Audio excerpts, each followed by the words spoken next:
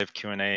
And we have a document here where my team arranges all the questions that I didn't get to. And we're going to try to, from now on, try to get to everyone's question, whether in this live Q&A or have one of our team members, one of the doctors that's on our team, answer it in the Facebook group, which is Long Haul Reset, which you can find on Facebook. And what else? Let's see. There was one question that I liked that I wanted to just get to first. Somebody had asked, are there any thoughts on the Walls protocol? I love the Walls protocol. It's basically a functional medicine protocol. And actually, I should probably check that everyone can hear me. Let me know. Drop a message in the chat if you can hear me. For now, I'll just keep going, assuming it's working. Yeah, so the Walls protocol is essentially a pretty basic, straightforward functional medicine lifestyle protocol developed by Terry Walls to treat her own multiple sclerosis. And she successfully, went into remission and no longer has any symptoms of multiple sclerosis, as far as I know. And many other people with multiple sclerosis have used her protocol to recover from MS. Which is really remarkable. So MS is an autoimmune disease, and this is her protocol is essentially the AIP diet or the autoimmune paleo diet, which has been studied in one other autoimmune disease, and but at least one other autoimmune disease. And a paper was published on the AIP diet for inflammatory bowel disease, and they showed that I think within 6 weeks, symptoms of inflammatory bowel disease disappeared. So really quite remarkable, that piece of research. And but like the lifestyle approach is a little bit broader than just diet, from what I understand. I mean, you can pick up her book, The Walls Protocol, but she kind of has this approach where you're addressing all the common kind of lifestyle factors. Like you need some sun exposure, which we know is good for autoimmune disease. You need and I'm not sure if she goes into intermittent fasting and stuff like that. She does go into exercise, I'm sure, and sleep, and kind of like all the pillars of functional medicine. And so there's not really a whole lot of like specific lifestyle factors depending on disease, right? So there's kind of an optimal human lifestyle which will help you heal any disease. And 99% of any lifestyle protocol for any disease, whether it's MS or long COVID or vaccine injury or diabetes or high blood pressure or, heart disease, anything. It doesn't matter. 99% of the lifestyle changes that are going to be beneficial for healing from that disease are going to be the same across any protocol. The differences, are very minor. And for example, with long COVID and vaccine injuries, we know specifically that some lifestyle factors are very beneficial, like intermittent fasting, and maybe avoiding or high histamine foods can be very beneficial for some people. Um, but otherwise, like everything that we're recommending, and this is what our health coach Michelle Harvey gets into with our patients. She does one-on-one health coaching, and we're also going to be launching group coaching, which will be cheaper. But the one-on-one coaching is great because she goes into this lifestyle protocol, which I used myself, to heal from long COVID. And I in the beginning, there was a lot of kind of symptom management, right? Like I had a lot of anxiety, and I was using qigong, to help with that. And just qigong, it's a meditative movement, but in my mind, I think it's the simplest and the easiest one to learn. Yoga is, I think, one step up from qigong. It's a little bit harder to learn, yoga poses, and a little bit harder to do oftentimes, but it can be about the same level of difficulty. It's a bit different, it's more static poses versus qigong is more fluid movements. Um, So it's really up to the person which one they prefer. I personally find qigong to be, the easiest one to start. Oftentimes, you can find a qigong exercise that's very, very simple. It might just be like pushing back and forth and with your arms, moving them around, in front of you. So that was really helpful with anxiety, and it also helps some people with energy. It helps just people to relax and to be mindful, with mindful awareness.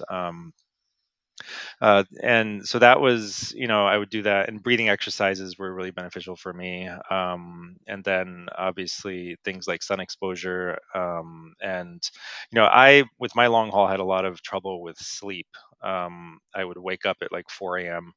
And have trouble going to sleep. So just that was a difficult one to deal with, and some herbs helped me with that. So things like um, get also magnesium was beneficial, and can be very beneficial for a lot of people because many people are low on magnesium anyway, and it helps with getting deep restful sleep. Ashwagandha is beneficial. I think I use things like turmeric as well, just for general inflammation. This was back before I really knew much about long COVID. I didn't even really know what it was, what was wrong with me at the time in the beginning. I don't even know when I realized I had had long COVID. Probably like 3 to 6 months into having long COVID, I was like, you know what, this must be from COVID. um, yeah, it was just a bizarre experience. But lifestyle was basically all I used, and I got over it, I think, within about 6 months, using herbs and different lifestyle changes. And at the time, I wasn't using intermittent fasting. I think that would have sped it up.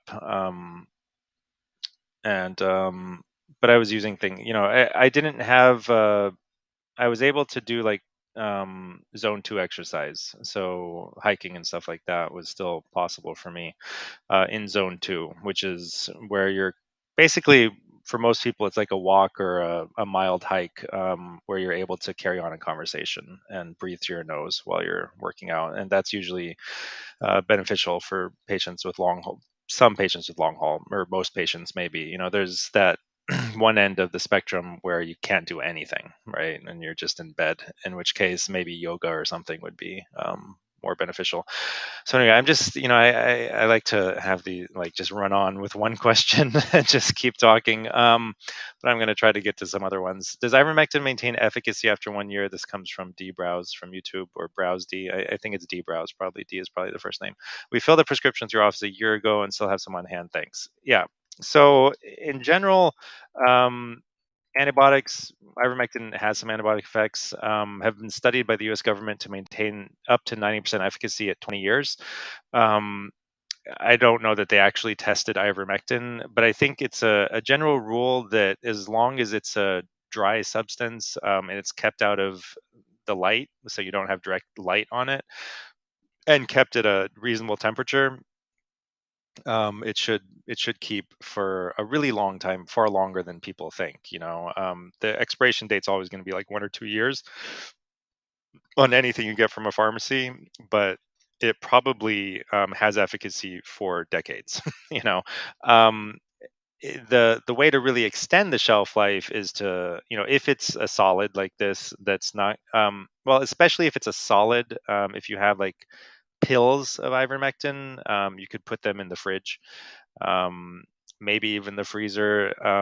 The issue, if it was capsules, the issue in the freezer would probably be like, crystal formation, ice formation inside, um, unless there was something to absorb the moisture in that bottle. It might be a good idea. But the fridge would probably be okay for, even for capsules. So just keep it in a cool, dry place, out of the light, and it should probably be fine for years to come. Although we have never specifically tested ivermectin for that. That would be my guess, is that any capsule or pill will last a lot longer than it says or suggests on the label. Um, I had COVID. Nikki, says I had COVID March 2nd, pretty mild, and then 2 months later I had my first ever painful bladder flare. It was as if my bladder, pelvis, and inner thighs were having spasms, and it was hard to urinate. I'm about 80% better taking NAC, quercetin, digestive enzymes, DAO, probiotics, aloe, magnesium.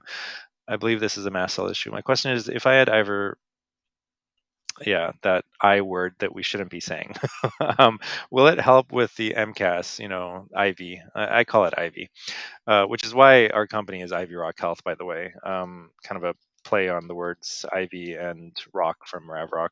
My question is, if I add on IV, will it help with the MCAS and further calm down the histamine?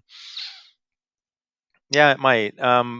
This kind of reminds me that, yeah, so a lot of patients with long haul do have mast cell issues, but a lot of patients also have autoimmune disease, which is why something like the AIP diet or the Walls protocol, or a variation of it, will probably be helpful. And these bladder issues, I mean, they sound kind of like interstitial cystitis, possibly, as a maybe a part of it. And interstitial cystitis is oftentimes, or some people think all the time, is an autoimmune disease. So I'm not sure if that is what you're having, or if you're just having spasms due to a mast cell issue. Uh, it sounds like you're having spasms beyond just the bladder, the pelvis, the inner thighs. That's great that you're 80% better. I mean, that's fantastic. That means, I think, that you're on the road to recovery. We see a lot of people get 80% better, and then it's just really a matter of time before before everything else kind of clears up. But yes, ivermectin oftentimes does help, and we find some people respond to IV and some people don't. And it's worth a try, because it's really pretty cheap and very, very safe. I mean, if if you don't think twice about taking Tylenol or Motrin, then you shouldn't really think much about trying IV or ivermectin. Marilza from YouTube says, "I'm very thankful for Dr. Hyder's help as I've recovered from long COVID." Fantastic. That is awesome. And people who've recovered, however you've recovered, whatever you did, please, like, tell other people about it.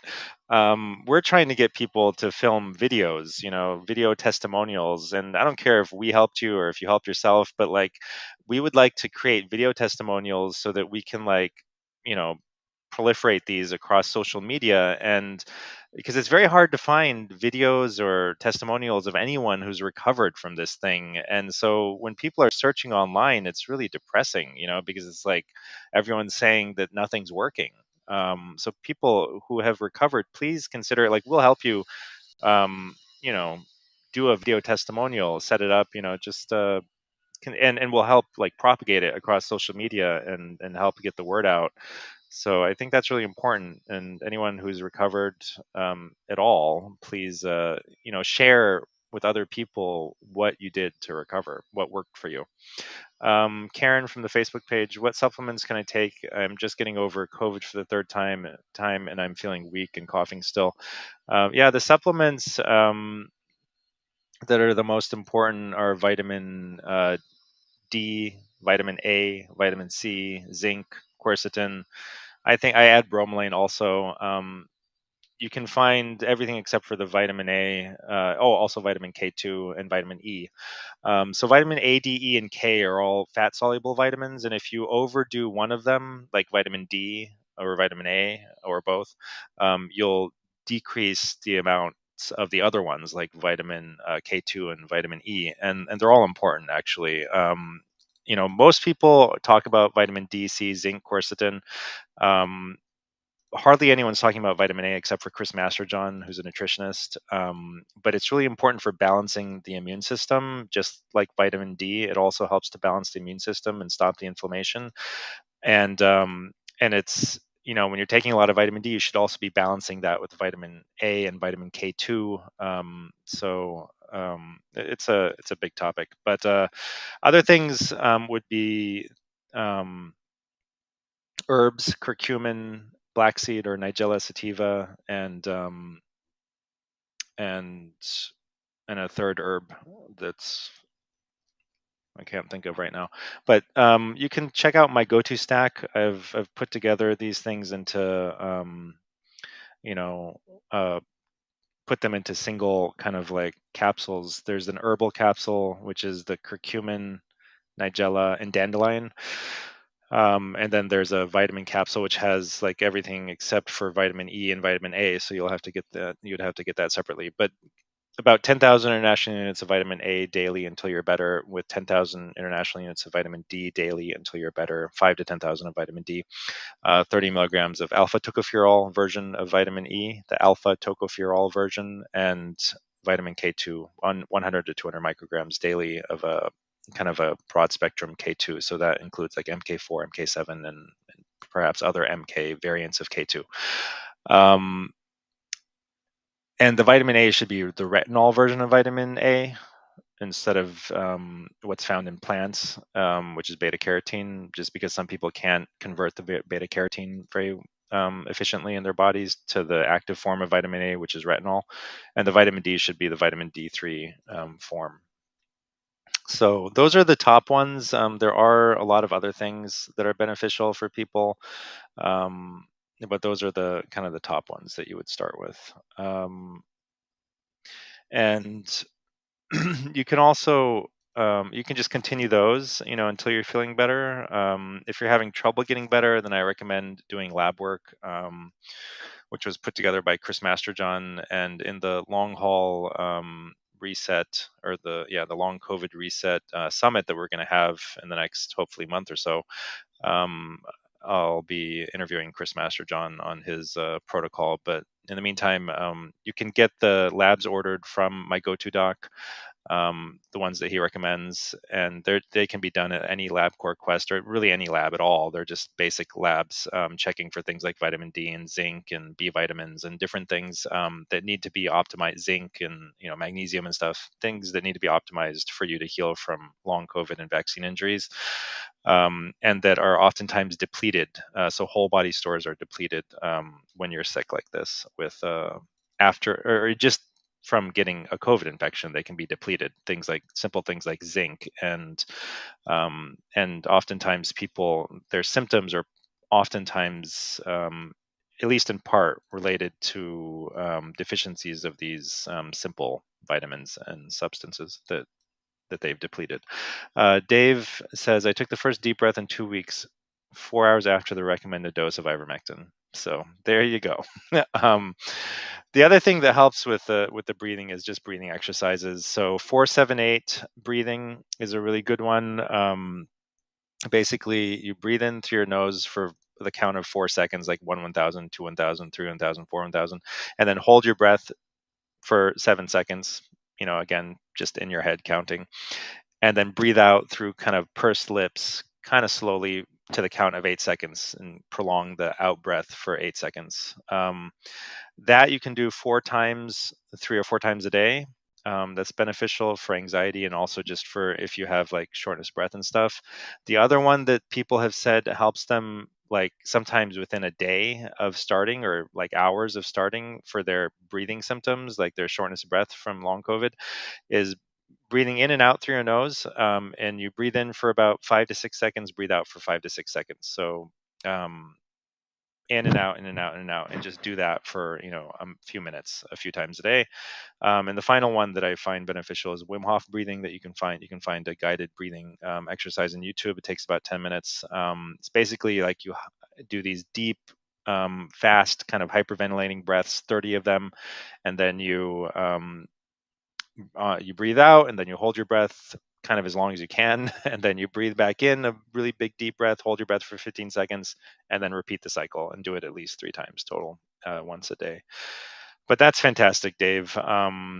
Congratulations, and thank you so much for telling people. I think that's really important. So it's fantastic that you're one of the people who responded to ivermectin, and so fast. I mean, that's really just amazing. And thank you for sharing. Thank you very much. Kita from Facebook says, where do I begin in order to completely heal? I think it's Kita, or maybe it's Shireen. Where do I begin in order to completely heal and stay well? I've had COVID 3 times, and each time I had pneumonia.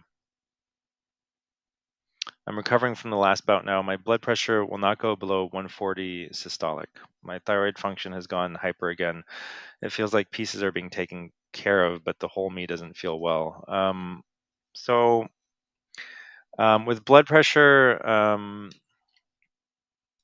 that's interesting. Usually blood pressure is low, but some people are high. And so long COVID, it's unfortunate you've had COVID 3 times. I would get the medications that we use for COVID, but also I can't stress enough, if you feel like you're coming down with something, the most important thing you can do is have hydrogen peroxide in your medicine cabinet.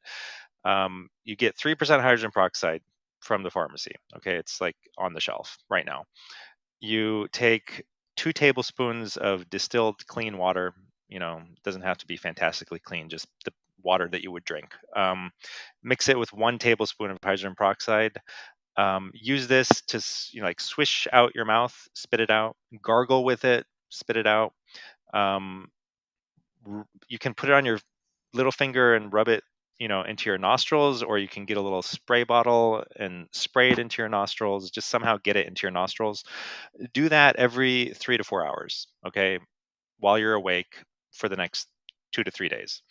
You have to do this at the very first sign, like you feel a tiny little tickle in your throat, and you're like, "Oh no, something's happening."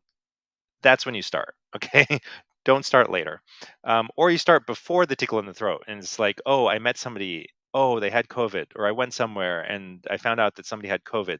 I don't feel sick, but I'm just going to start doing this anyway for at least a day."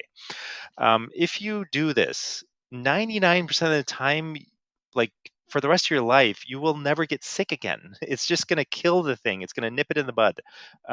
It's going to stop it. It's going to kill it in the cradle. Okay, it's not going to grow up into a big warrior that takes you down. You just won't feel sick. Oftentimes, like that little tickle in the throat will never again turn into a full blown infection if you do this consistently for the rest of your life. I mean, it works like a charm. It's really amazing. But it really depends on you starting very, very fast at the very, very, and like the first sign is not like, you wake up the next day after the tickle in the throat and you feel really sick. I mean, that's not the first day of your symptoms. You know, Almost never is that the first day of your symptoms. So people, you have to be aware of your body. You have to check in with yourself every day and be like, do I feel under the weather today for some reason? And if you do, just assume that you might be coming down with something and start on that treatment. That's the simplest thing. Okay. And really, no one should not be doing that. Everyone should be doing that. Um, Especially if you are really sensitive to COVID, right? Because COVID is still around. And if you've gotten it like multiple times and you've been like, you're laid up with, long COVID symptoms for a significant period of time, every time you get COVID or you get pneumonia every time, like if it's a serious problem for you, like I can understand if you're pretty good, okay, you've had COVID a couple of times, no big deal. You haven't had long COVID, you're doing good. Okay, so maybe in that case, so maybe not everyone needs to do this, but people who are sensitive certainly should be doing this, to prevent getting it going into the pneumonia and the long COVID and all of that. So this is, I think, the most important thing, to be ready for the future, for the next time, the next rodeo. Um, and then, you know, one step down from that in terms of importance is like ivermectin and hydroxychloroquine and all the medications, the prescription drugs and stuff. I would highly recommend having those also to have your best chances, possible of avoiding a significant illness and developing long COVID again. But for now, the thyroid function, this is most likely autoimmune thyroiditis. The blood pressure is most likely, endotheliitis, or, basically vascular inflammation. And and so the approach, I mean, I feel like a broken record, is really the same for everyone with long COVID. There's lifestyle changes, there are supplements, and there are prescriptions, and you choose the things that you're willing and able to do. I would try doing everything, if you can.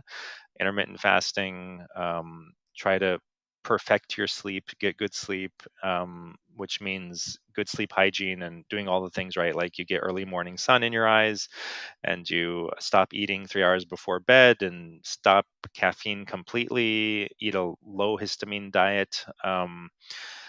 Do the intermittent fasting as much as you can. If you can manage to eat just once a day breakfast, that's probably the best.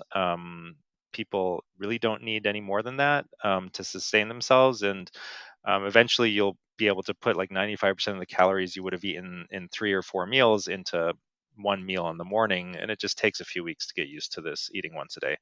If you can't do that, just eat 2 times a day and within 6 to 8 hours or less if you can. um, so yeah, the going back to the walls protocol, it works really well. The AIP diet works really well for the thyroiditis, the thyroid inflammation, specifically. So you could also consider it also along with low histamine doing AIP, autoimmune paleo protocol. You can just Google it. It'll tons of websites telling you how to do AIP. And actually, my team should put together a handout on AIP and the different diets for. We'll work on that and make it available in the group. And all the vitamins that I mentioned earlier, and then the lab testing is can be helpful. It's really just how where you want to start, how much money you want to spend up front to get better. And if you don't want to really spend much money, then don't just start with the lifestyle changes. And if you want to spend a little bit of money, then add some supplements. You buy some supplements. And if you want to spend more money, then add the labs or the prescription drugs. You know, so you've been through this. It's not your first rodeo. You know that you can get better. But I would say really try to prevent this from happening again in the future. And also with the blood pressure, your body is in this fight or flight mode. It's like in the basically I got to fight this COVID thing mode, and your sympathetic nervous system is riled up. So you need to do. So I would recommend deep breathing, and cold exposure is also beneficial for autoimmune disease. So the Wim Hof breathing and the 1 to 2 minutes per day cold exposure. I mean, I'm fresh from my daily or semi-daily cold plunge. I mean, all I did was I just bought like a deep freezer, chest freezer, put it in my garage, sealed like the corners and the edges inside with some like a I forget the name of that thing, but a clear silicone gel. Filled it up with water, clean water from the hose outside. I got this attachment from Amazon that is like a filter. It's like a chlorine filter and just I think a regular filter, but it's like this thing that you screw onto the end of your hose. Um, I think it has carbon and stuff inside. So you gotta flush it, in the beginning because there's going to be some black carbon that comes out in the initially. So flush it on the ground, put it in the deep freezer, fill it up maybe 3/4 of the way, plug it in, until the temperature gets down to like 0 to 2 degrees Celsius, unplug it, and jump in. And stay in is for 1 to 2 minutes. In the beginning all I could do was 1 minute, but after a week or two you can easily do 2 minutes.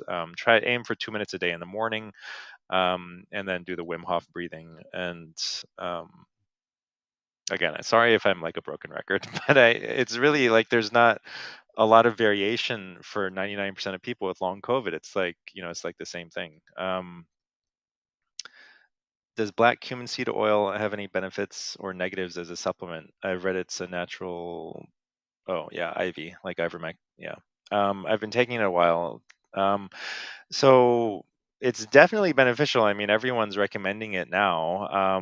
In the East, in the Muslim world, I mean, it's been for like 1400 years. It's been known as like a panacea. It's like the cure all. It there's this tradition in the East that it black seed oil contains within it the cure for every disease except for death. Okay. And so people have been using this for over 1,000 years in the East for any disease really.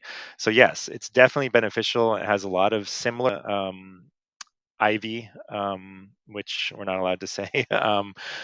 And but not every single effect of IV. But yeah, it does have a lot of similar effects. If you can't get your hands on any IV, then use certainly. I mean, even if you can, using black cumin seed oil can also be added on top. I wouldn't necessarily start all these different things together. I would, try to stack them. Start with just the vitamins, and then if you're not better, add the supplements, and then if you're not better, add IV on top of that. But yeah, there's not a lot of downsides to black seed that I know. I don't know of any downsides really, unless you're just somebody who's sensitive to it. Some people are just very sensitive to chemicals. If you are, or even natural products. If you are, then try to get a better quality one. Try to see if maybe there's something in it that you're reacting to, and it's not the black seed itself that you're reacting to. We've taken, black seed oil. Black seed is often sold as an oil. Actually, 99% of the time is sold as an oil. You can. I think I found one supplier that was offering it in a capsule. Uh, but anyway, we sourced it as a powdered black seed, combined it with curcumin and dandelion, which you really can't find anywhere. These things combined, not even curcumin and black seed, but definitely not with dandelion. So we put all of those together at my go-to stack into one capsule for convenience. Amatu says, is the worsening of COPD one of the longer term effects from having had COVID? Absolutely, you can get worse than COPD. Um, or at least it couldn't feel like the COPD is worse, because shortness of breath is a very common long-term effect of COVID. But really, any chronic diseases you know, are your own body's kind of like weak link, and COVID oftentimes exacerbates any weak links, or uncovers them sometimes for the very first time. So yes, definitely can have worsening COPD with COVID and long COVID. Um,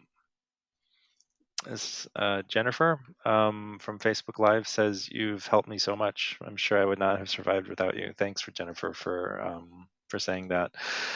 Um, Nikki again says, "How about if you have an overactive immune system already and had MCAS before COVID and have histamine issues before that? Wouldn't zinc and C further put the body into overdrive?" Um, so, so it's possible. Some people have negative effects again to anything, and so this is kind of simplifying matters. Saying that you have an overactive immune system. So we are trying to modulate the immune system. Some parts of it may be overactive. We're trying to calm those down. Other parts may actually be underactive, and we're trying to stimulate those. And that's why you know balancing the supplements, vitamin A and vitamin D, um, is beneficial, because it's activating and balancing, basically modulating different parts of the immune system. And then some of the herbs that are helping to repolarize the monocytes, which are a part of the immune system, like um, the the um, the atypical monocytes that have the S1 subunit and the spike protein in them, they are being activated, and they're being basically turned kind of immortal, right? Like they're supposed to die off in a day, and they're just lasting for months. And so those monocytes need to be like told to like die. Like, okay, your job is done, die already, so we can clean up the mess and get rid of that S1 subunit that you're carrying around inside of you, and that's making you angry and causing you to create all this inflammation. So some parts of the immune system need to be basically put down, put to sleep, and other parts need to be activated. So it's a little bit more complicated than that. And for most people, again, 99% of people with long COVID, um, even if they consider themselves to have overactive immune system and MCAS, the zinc and the C is beneficial for most people. But you have to listen to your body. If you take it and you feel worse, then it's probably not doing you good. I mean, you can try to push through it for a few days, but if you can continue to feel bad, then you may need to decrease it. But 99% of people have depleted zinc levels, and vitamin C is also beneficial for them. So, John, I'm trialing hyperbaric oxygen therapy and Nonovi therapy. So I don't know what Nonovi therapy is. John, please share that with us. I mean, I can look it up obviously in Google, but tell us what you're. And yeah, so he'll let us know if it helps. Some people have come to me and told me hyperbaric oxygen therapy worked well for them. Got them like 80-90% better. Other people came to me and said that it did nothing. So it's kind of like a hit or miss thing with long COVID and vaccine injuries. It definitely does help some people, absolutely. Um, So my team just pulled it up. Nanovi technology supports hyperbaric oxygen therapy by initiating the body's response to oxidative stress damage. Cool. Michael from the Facebook page says, watching from Maryland, any thoughts on oil of oregano?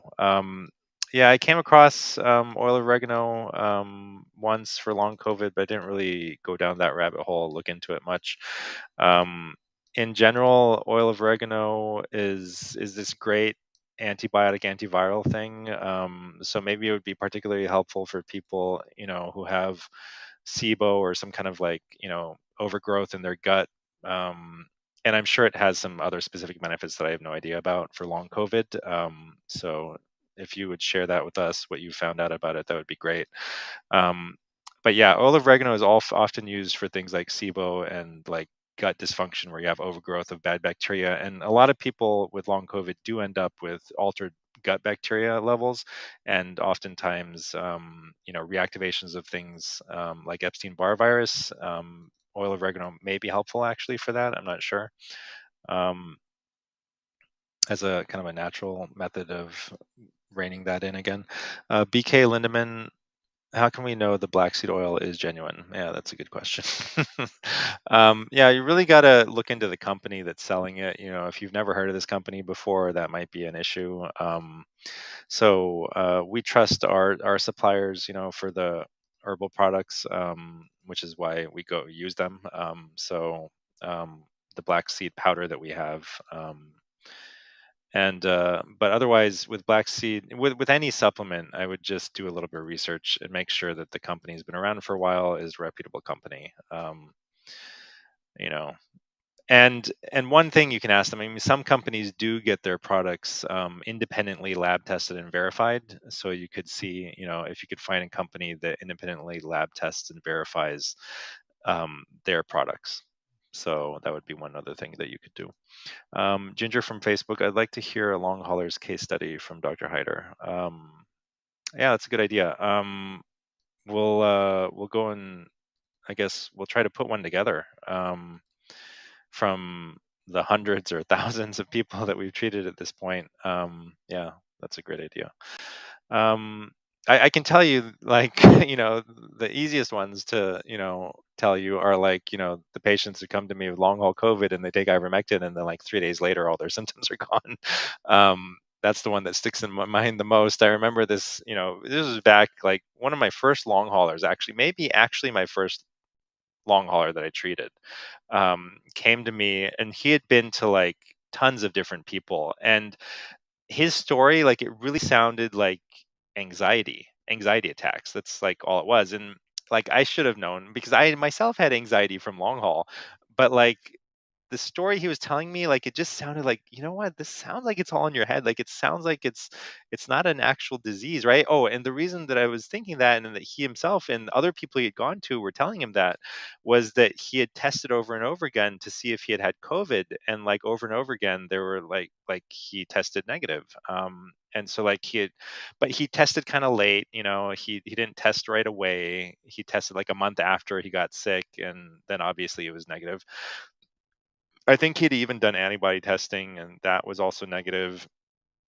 And I was like, you know what? It just kind of sounds like this might be anxiety. We don't have any evidence, to point to say that you have COVID, but it was new anxiety. And so I'm glad that he was like, just reality checked me. And he was like, well, it could be that, I tested too late and it was negative, and it could be that I didn't develop a good antibody response, or that the antibodies wore off by the time I checked them, right? And I was like, yeah, it could be. It's possible that, whatever we're looking for. And this is really the big stumbling block for, for people. Sorry, it's the big stumbling block for um, mainstream medicine, right? That if they can't test something and find something wrong, then they tell you there's nothing wrong, right? They're like, well, all of our tests are normal, so it must all be in your head. And this is a problem, I think. So I think we need to believe people and give them benefit of the doubt and try them on things. So I was like, yeah, you know what, ivermectin is safe. Let's try you on it. And and his symptoms were gone literally within 3 days, 100% gone. And then about 2 weeks later, and he I think he only took like one dose of ivermectin, and then he stopped. And even though I told him to keep going and wean off and all that, but 2 weeks later, he's like, you know what? I did something like I exercised or something, and it came back, and I was like, okay, take ivermectin again. Um, and he took it again, and the symptoms went away again within a few days. Um, Other times I've had people, get better and then stop too fast, like not wean off really slowly. And then their symptoms come back and then they're harder to treat, even with the things that worked before, even with ivermectin. Like they'll take ivermectin and it works really great. And then they just quit cold turkey and then their symptoms come back and then they try to start the ivermectin again and it's not working as well. And I don't know how to explain that. It's like they've become resistant to it or something. So it's really important to, like, the main approach. I haven't really gotten into this before, so I'm not going to sound like a broken record, hopefully this time. But I tell my patients this a lot: is that the basic approach here is you one by one add things to your protocol until you find, and maybe you'll delete some things along the way because you feel like it's not helping you. But if or you feel like it's harming you, but you know, if it is probably beneficial and there's no downside to continuing it, I would just say keep adding things one by one, maybe a week between each one, until you find a protocol, whatever it is, lifestyle slash supplements slash medications. You find a protocol that gets you to like 90% better or more. And then you just continue the protocol for like at least 4 to 6 weeks. You just keep going with all of it, right? Um, and then, assuming you're still, stable, then you start to take one thing off. Like the last thing you added, you could take that off first, and then the second to last thing you added, and then also give like a week or two or three or four or six, uh, between those. So no, back up a list just a second. When you're removing things, it's best to kind of wean off of them instead of like stopping them all of a sudden. So you could either wean off, or you could either stop one at a time. Um, the things that you added, or you could take the whole protocol and like step it down like by half and then half again and then stop. And that whole process of weaning off should take at least 4 to 6 weeks itself. And the last thing that you would change would be trying to exercise out beyond zone 2. That would be like, okay, I've weaned off everything I was doing, and now I'm going to try to exercise. I'm going to dip my toe in the water of exercise. So that's the general approach to treating and healing from long COVID. You got to find the protocol that works for you, stay on it for 4 to 6 weeks, and then try to wean off very slowly by like maybe you cut the doses of everything in half for 2 to 3 weeks. That you're fine. You're still doing 90% better. You or 95 or 100 or whatever it is. You're still better. You're not worse. If you get worse while you're weaning off, you have to stop weaning and go back to the full doses and continue for another 2 to 4 to 6 weeks before trying to wean again. So there's a bit of trial and error involved in treatment, and a lot of it is patient directed. So you got to kind of understand the way of doing it, and then help us along. All right, so BK on YouTube says, "How can I encourage my GI tract to get back to normal after COVID?" So after many acute illnesses, and this is probably not a bad thing actually, right? So many acute illnesses will change a lot of your physiology, right? And one part of that is that it changes the different healthy bacteria in your gut, and it takes a few months sometimes, to get back to a normal gut. And this is probably just like, it takes a few weeks to months for people to like get back to completely normal physiology. And so it's not surprising that it takes a few weeks to months for your normal flora or healthy gut bacteria to also get back to normal. But to help speed it up, right? Just everything that we're talking about, like helping to normalize your own physiology, and then just eating healthy, avoiding, so a varied diet with different kinds of vegetables and foods, in it. Um, Choosing foods that have prebiotic fibers, like artichoke hearts, I think is one of them. There's different things, like green bananas have are very high in prebiotic fiber. You can get prebiotic fiber supplements. So prebiotics are the fibers that your probiotic bacteria or the healthy bacteria in your gut use, for food. The good bacteria in your gut use for food. So if you give them more of the stuff that they need to eat and multiply, you'll have more of them, the good stuff. And then you can also use a company like Viome, Viome.com. They'll send you a stool test in the mail. You mail it back to them, and they will tell you, how your gut's doing. And then you can actually give, I think it's like $60 a month or something. It doesn't cost much to get a um, like specially formulated pre and probiotic supplement, specially made for what's going on in your gut right now. So that's one thing, another thing that you can try. Tammy from Facebook's, any clues from this bit of info regarding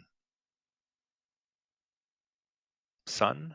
I'm not sure if that was a typo. COVID APR 21 recovered seemingly okay. Was very sick for 2 weeks. O2 was needed at home. Then a V injury, June 21st, followed by immediate symptoms. Oh, COVID, April 21, recovered. And then a big capital V injury, June 21, with immediate symptoms. Most physical symptoms have gradually improved. Neurological ones remain: brain fog, impaired memory, confusion.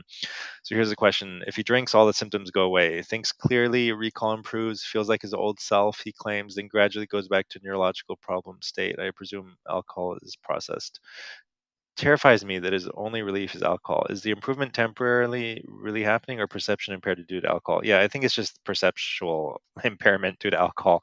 Um, I mean, maybe there's something I don't understand, and there's some benefit, but it's probably just like, when people are in severe pain and you give them Ativan, which you usually give to people with anxiety, their pain doesn't necessarily become less, but they're less like concerned about it, right? And so they feel that it helps their pain.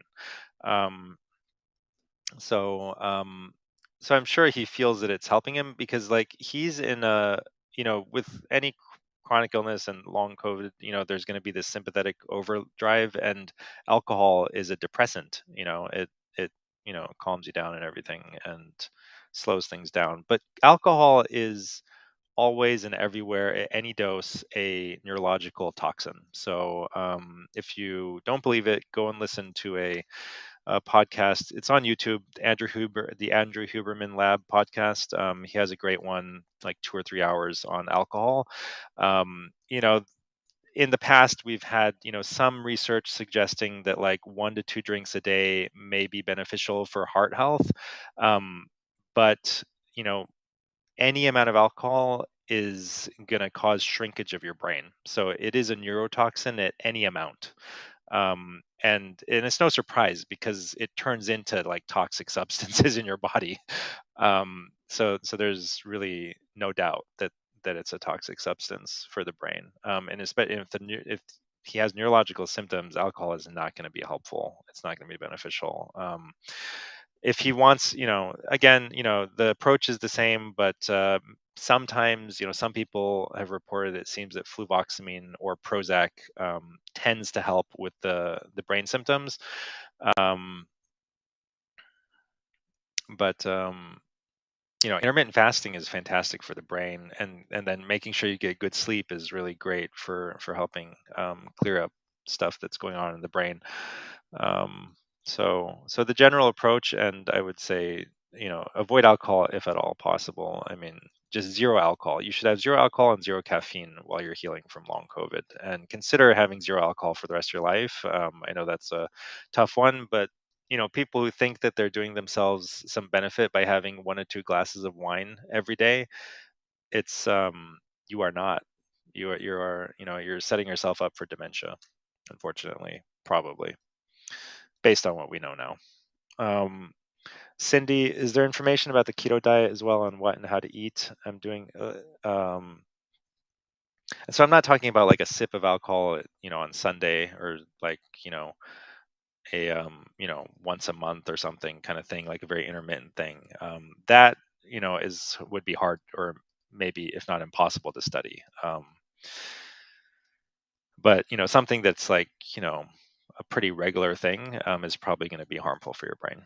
Is there information about the keto diet as well on what and how to eat? I mean, like obviously, like tiny trace amounts of alcohol, like even kombucha has some alcohol in it. Even like homemade bread has some alcohol in it. So obviously, it's not like the dose makes the poison, and that's always the case. So, um, but we do know that one drink a day is is, at least in population studies, it leads to shrinkage of the brain, and basically like it's a toxin for the brain at that level.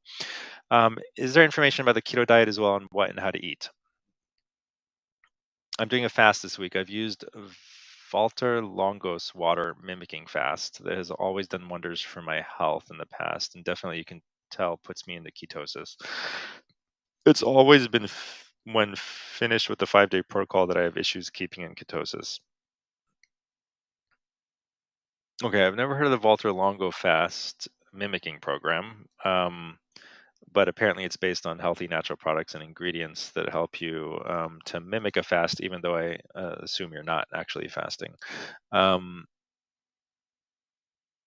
but it's cool that it puts you into ketosis. I mean, that's amazing. Um, but yeah, so the keto diet may also be beneficial, and oftentimes, like in the past, ketogenic diets were used for brain disorders, especially seizure disorders. And so I do think that intermittent ketogenic fasting would also be beneficial. But it takes a while to get into ketosis. It's a little bit harder. You have to figure out how to do it. So you don't always have to fast to get into ketosis, but you got to get rid of the carbs. And so, and to be sure that you're in ketosis, you want to actually check maybe a urine strip, a keto strip, to check that you're in ketosis. If you're aiming for that, then it would be best to like check and confirm. I mean, your breath does get a little bit fruity, and maybe there's some, you know, breathalyzer kind of things that can also help you check to see if you're in ketosis. But yeah, I don't know a whole lot about ketogenic diets and ketosis for especially for long COVID or long haul. But this Valter Longo water mimicking fast, let us know if it helps.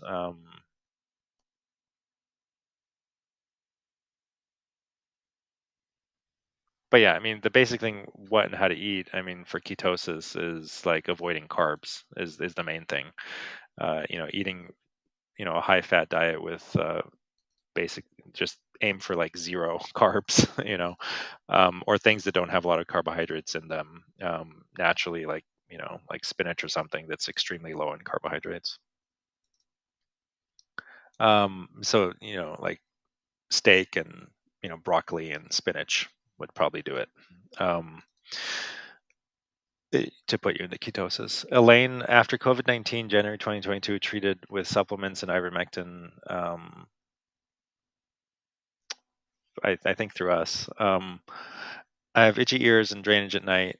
Drainage in my throat 24/7. No treatment has resolved this. Any thoughts on that? Yeah, so this sounds like a histamine issue, and I would, consider getting back on the ivermectin and staying on it and seeing, and staying on it for at least 6 weeks, if not a little bit longer, to see if it helps.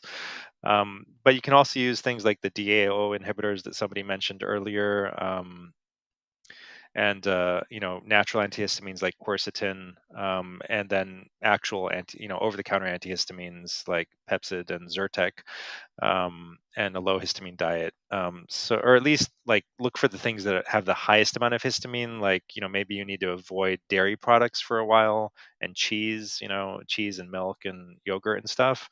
And unfortunately you may need to, if you're eating a lot of kimchi, for example, that's very high in histamine. If you're eating a lot of canned foods, or oftentimes, especially the canned meats and like the old meats, leftover stuff is often high in histamine. A lot of fish are high in histamine. So a lot of things that are healthy, in general, have a lot of histamine in them, and you may just not be able to tolerate it. And you know keeping that much histamine in your body may be um, preventing you from healing. So low histamine diet, natural antihistamines, but again, like all the usual stuff, also like the vitamin A, vitamin D, vitamin C, zinc, quercetin, bromelain. that we use for long COVID, I would at least start all of the and then the lifestyle stuff like the intermittent fasting and the cold exposure, intermittent cold exposure, oftentimes is pretty beneficial for um, these allergic disorders. Also, any tips for speeding up healing of lung scarring from COVID ventilators? Yeah, so the important thing is to do the deep breathing exercises so that your lungs are maximally stimulated to heal and they are maximally inflated, right? So oftentimes lungs are not healing because there's collapsed areas inside of them. Um, I can't guarantee that you're going to be able to completely heal lung scarring, but you can usually get over any symptoms that you're having from, scarring is what they see, right? Um, if you have symptoms, I don't know. Actually, you didn't say if you have symptoms or not, but in general, to heal your lungs, you gotta completely inflate them, and at the bottom of most people's lungs, there's these areas that are collapsed and they never inflate. Your lungs are kind of like a balloon, and or like a bunch of little balloons. It's like a sack of tiny little balloons, right? So and at the bottom, all the tiny little balloons never expand. They just stay collapsed because you're not taking a deep enough breath, right? And especially people who are a little bit overweight, it's a little bit harder for them to breathe in deep because the fat in their stomach is kind of like pushing up against their lungs and not letting them inflate all the way. So I would lie down on your back and do deep abdominal breathing exercises. The Wim Hof breathing is great for that, and just any deep abdominal breathing exercise that you do like 3 or 4 times a day, every day, and that's like step one. That's probably the most important thing. And then if you have like symptoms, then again, just do the general COVID protocol and consider doing some testing to make sure that you're not deficient in anything that you need to bring back up to sufficiency levels. And so the testing the first time it'll tell you if you're deficient or not. If you are, you start taking supplements to correct the deficiency, and then you retest every month or two to make sure that you have corrected it, before stopping. Even if you feel 100% better, you don't want to stop if you're still deficient because you may feel worse again. Um, Missy says, does anyone have success with treating hearing loss after COVID? A family member has had bad hearing loss since COVID. We had been on hydroxychloroquine initially and got hit with the second round a month ago and did 20 days on ivermectin. No relief with anything for her. Yeah, so yeah, I don't know if this is like permanent hearing damage or not. But I would, yeah. So I haven't seen anyone with hearing loss yet. I've seen a lot of people with ringing in the ears, and they did get better. I mean, I remember again, this is like a kind of a case history. Like one patient really stuck in my mind. He had severe, horrible ringing in the ears, to the point where like he was going crazy, right? And he was really worried. Like he couldn't work anymore. He couldn't like really think very well. He couldn't sleep even because of the ringing in the ears was so loud. And he had heard this story of somebody famous down in Texas who actually committed suicide because of this very problem, like long COVID causing or vaccine injury. I don't remember which. I think it was long COVID causing severe ringing in the ears, um, and so he was like really like worried that he was headed down that road.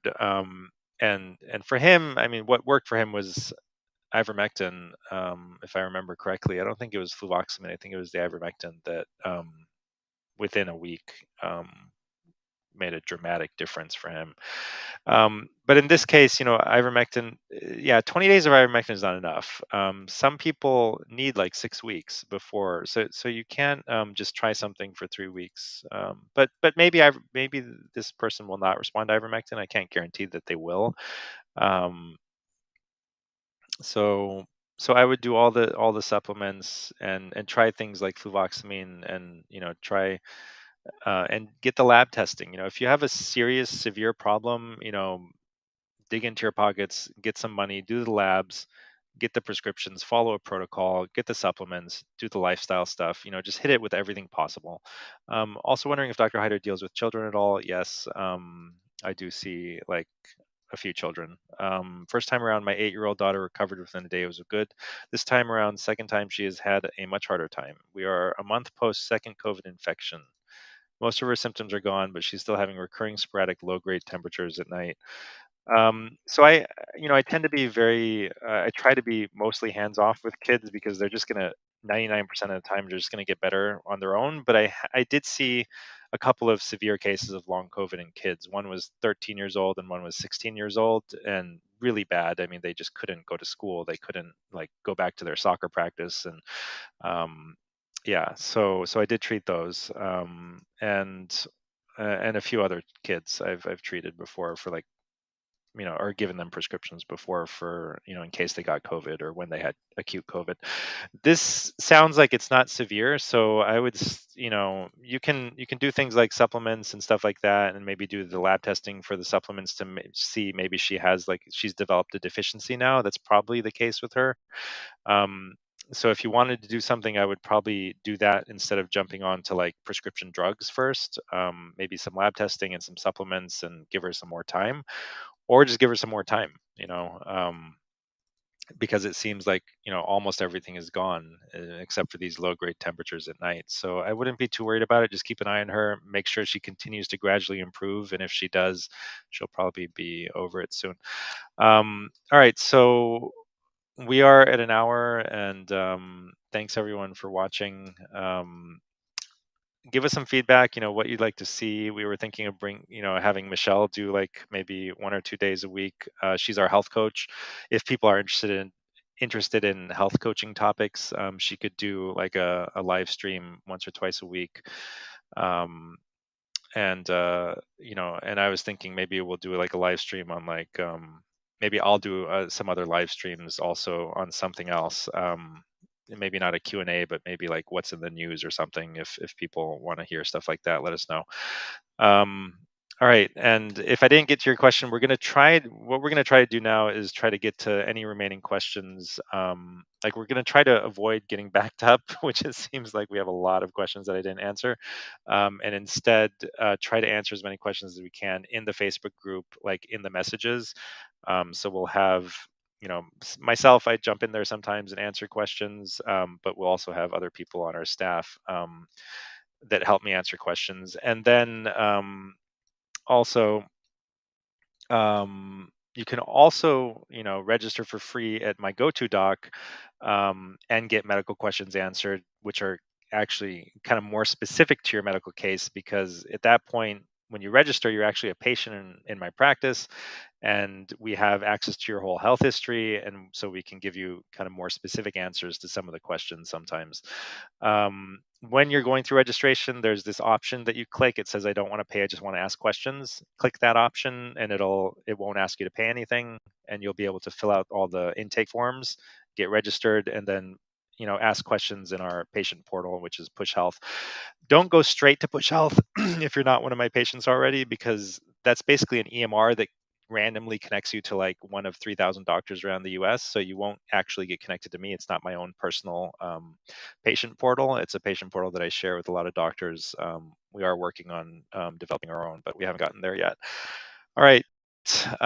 Thank you, everyone. It's a pleasure. I love doing these. Keep sending questions, and people who have recovered, please consider getting in touch with us or filming a video that we can share with people on this long haul group and also elsewhere on social media. All right. Keep in touch, and if there's anything else that we or I can do to serve you, please let us know. All right. Thanks, everyone.